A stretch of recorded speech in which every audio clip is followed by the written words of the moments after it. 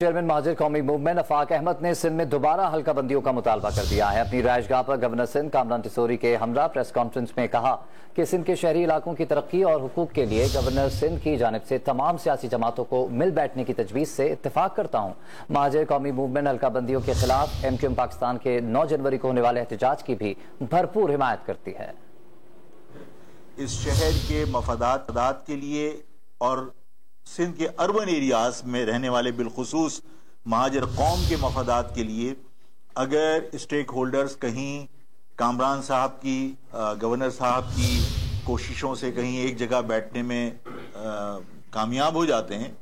اور کوئی مشترکہ اعلامیہ جاری کر کے ہم ان تمام طاقتوں کو جو ہمیں کمزور سمجھ کر یا اس شہر کی قیادت کو بکھرا ہوا سمجھ کر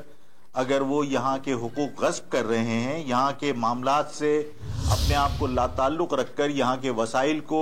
اپنے حلقہ انتخاب میں خرچ کر رہے ہیں تو ان کو روکا جا سکے۔ ڈیلیمیٹیشن غلط ہے